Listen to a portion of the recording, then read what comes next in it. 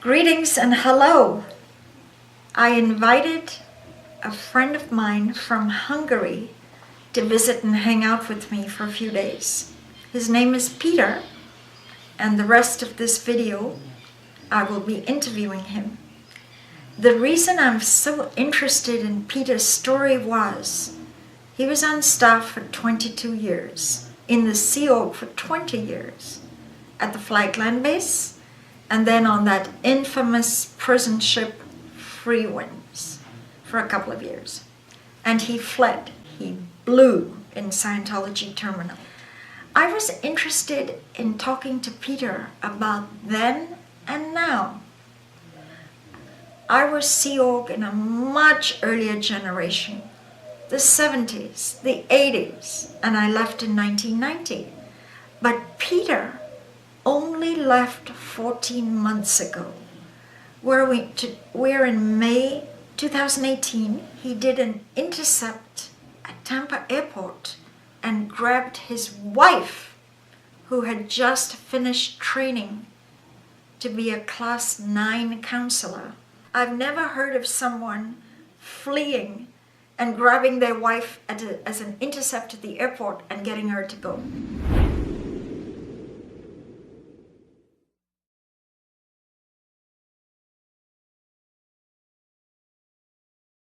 Peter, one thing that Scientology Inc. is infamous for is not caring at all about the husband-wife relationship. That's right. They don't care whether you're even 3,000 miles away if you're needed and you just got married. Tough. That's right.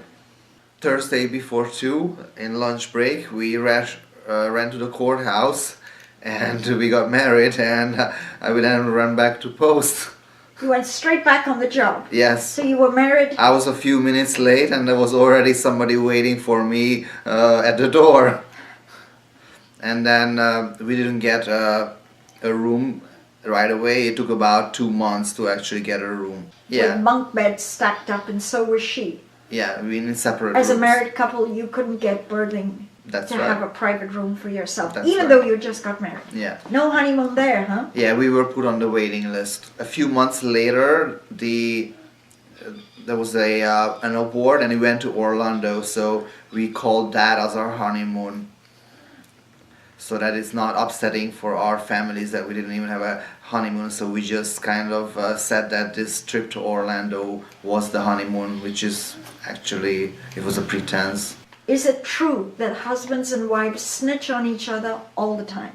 Yes. Now, it's good that you and her did, that's fine.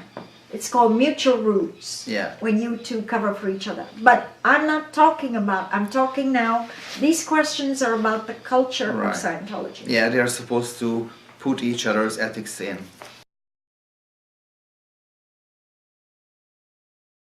I told Heber a couple of things, my ex-husband, who was president of the church, in pillow talk, literally in bed, pillow talk. Yeah. And when RTC came like pugs, forcing him to write knowledge reports, he wrote what I privately told him in pillow talk. Wow, unbelievable. One silly little thing is I said I wanted to write a will. And this was considered, she wants to write a will. And this was made out like, you see, she may be postulating death. What is the underlying cause that she would want to write a will? You see, so there's a kind of hunted, it's a hunted culture. Yeah. You're constantly, please If elaborate on that. If somebody would have been like that, a person would have been put on the meter right away because of suicide thoughts. Your whole life is avoiding ethics Yeah, and tougher ethics and tougher punishment. that's right. Talk about it. Well, the biggest thing on this subject is security, because we were on a post, and while we were on post, then there's these security guards that are at the place where we were staying, and basically they don't have anything to do because there's nobody there. there's no intruders or anything like that. So the only thing that gives them a little bit of something to do is going around and writing chits on people because the carpet is in the wrong place or there is a breadcrumb on the carpet. And so that's one thing they do. The other thing All right, I don't think the global audience understands chits. An ethics report is written up on you for you to be summoned by an ethics officer. That's right. Ethics chit is our slang. It wouldn't, a global audience wouldn't know that. So, now, aren't the security guards more intrusive? Can't they just go through everything in your berthing and confiscate? Go ahead. They Explain what they do. actually what happened to me, and this didn't just happen to me. It happened to other people also, that they would go around and they would collect all electronic devices and check them if the person went onto the internet, which is a crime in Scientology. It's a crime It's to a go on the crime, internet. yes. So basically they took my laptop and they used criminal investigatory software to recover all the browser history that I deleted. And then after that they reported on me that I visited all these websites that I wasn't supposed to visit, and then I had to go to ethics, and I was in trouble basically. And then I had another friend, he came to me and says, you know what, they took my eye touch, I feel so violated. And the way they said that security reserves the right to confiscate your electronic devices. Well, what kind of rights are we talking about? They have no rights. Confiscate means gone for good. Yeah. You're never going to get it back. Well, they would give it back after a few weeks, actually, after they checked it. I see. And then they wrote up the report of what you've done wrong. One thing I've described Scientology Sea Org is, I've called it management by punishment. That's right. Right?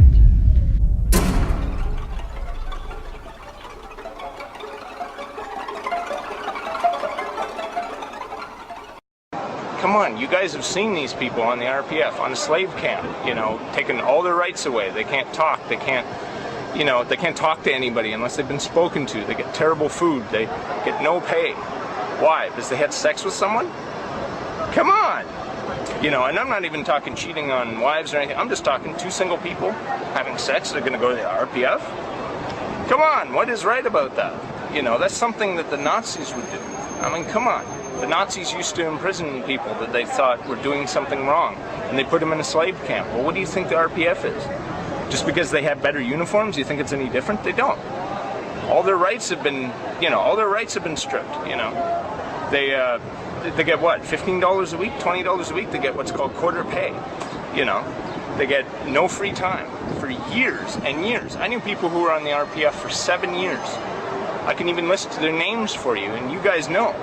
You guys know, you've heard people leave and 6 years later, where are they? Oh, they're still on the RPF.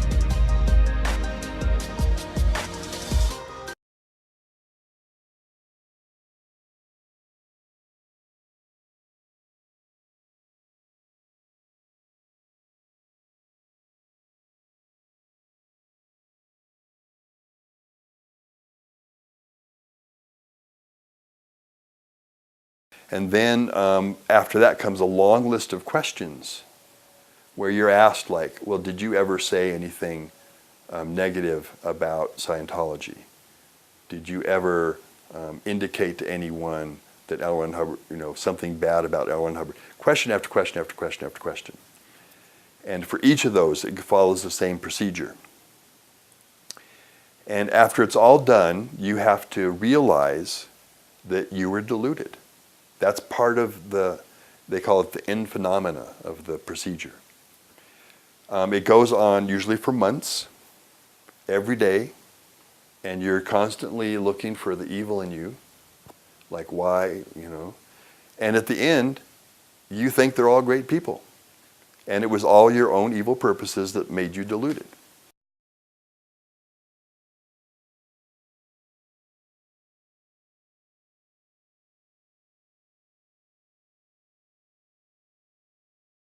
You shake your head in disbelief. What is OSA doing? Why are they allowing such criminality? The church did everything to get Wikipedia to not have SB Hole up on the web. 320 protests, blah, blah, blah. Anyway, it's on the web. And when you read it, you think, what? Do we live in the medieval ages? People are locked down in prison with bars on the wall, can't leave, are marched like Auschwitz prisoners, left, right, to go eat with a security guard in front and a security guard at the back. These are top executives of the church that live in a subhuman condition. Yes, I was.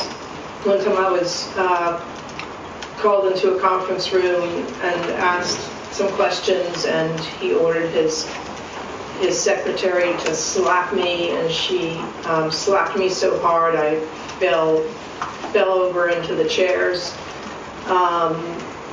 One time Mr. Miscavige ordered his communicator to break my finger if I didn't answer his question.